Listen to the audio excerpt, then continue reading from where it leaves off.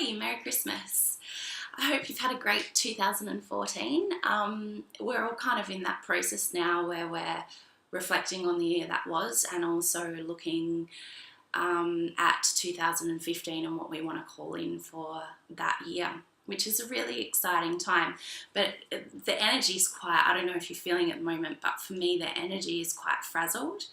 And so I'm really just trying to keep calm and stay settled. So in that process, through that process, what I'm actually been doing is reflecting on the past 2 years within my journals and helping and coming up with 2 words which are going to be my driving force for 2015. And I've kind of used an intuitive process to do this, and it proved to be quite useful for me. Already the words that I've chosen have become quite potent, and it's only been a couple of weeks. So I wanted to share the process with you because I thought you might get some value out of it, especially if you're having trouble setting goals or coming up with a driving word for 2015. So the first step is that you'll need your journals, and I've got my journals for the last 2 years. Now, if you don't journal, that's fine.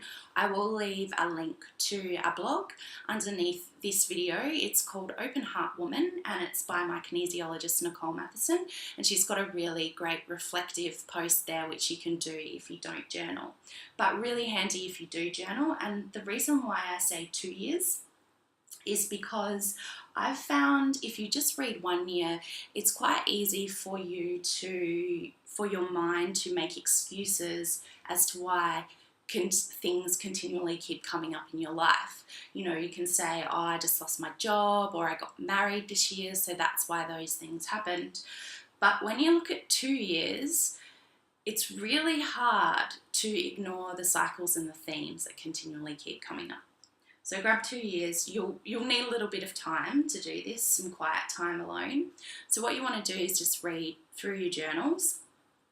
And as you read through them, note down any cycles or consistent themes that appear. So it could be certain relationships that come up. It could be certain things that you are writing about consistently. It might be certain thought patterns that continually occur in your life and in your journal, certain relationships. Whatever they might be, write them down on a piece of paper. They're going to be your themes.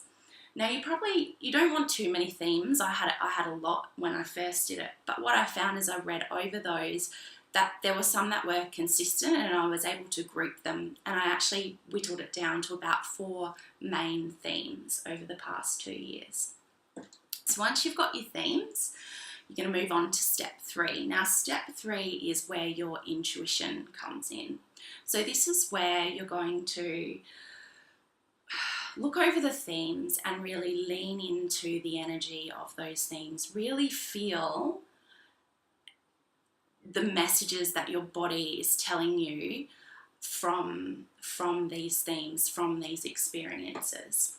And it's not about judging the energy, it's just noticing it. Is it an expansive energy? Is it contracting?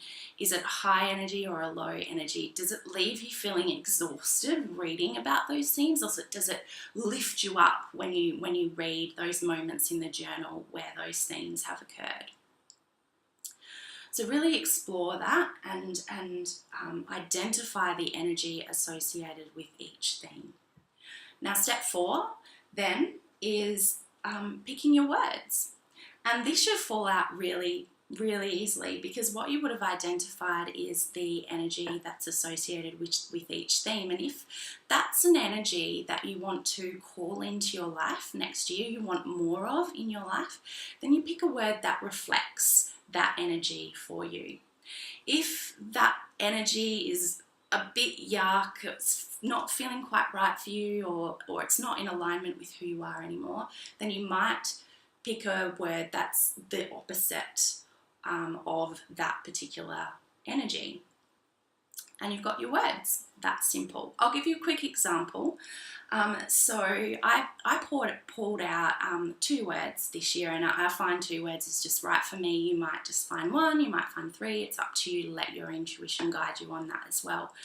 But I picked out 2 words. The first one was gentle and the second one was trust. So the reason why I chose gentle is that what I was finding as I was reading through my journals is this constant pushing, always pushing to know what's next, what's my passion, where, like I need to lose this much weight, and I need to eat this, and I have to do this. And it was so much restriction, and it was really left me exhausted when I read that stuff in my journal. And so once I leaned into that energy and identified that, it naturally felt right to pick the word gentle, which is all about letting go, relaxing, being kinder to myself, being kinder to the people around me, slowing down. Now, my other word, trust, was really quite funny because as I was reading through my journals, I noted this underlying wisdom that was there. And it's funny because my mind, the noise from my mind while I was journaling is what would confuse me. But when I looked deep down, when I was confused about something, I actually wasn't. Underneath, deep down, I knew what was right and what was real and true for me. And so there's this wisdom there, and that I love that wisdom, and I want to know more about that. And so I've chosen the word trust, so that to remind me that I'm always receiving guidance. I have the wisdom within me to guide me to know the steps that I'm meant to take next year. So there you have it. I guess one last thing which you might want to do is, once you've chosen your words, is just to do some free journaling around that to explore what those words mean for you. And then that's it, as simple as that. Now you can go ahead and you can set tangible goals for the upcoming year using those words as your driving force. Thank you so much for listening. I would love to hear what your words are in the comments below, and also if you've used this process, how you found it. Thanks, bye.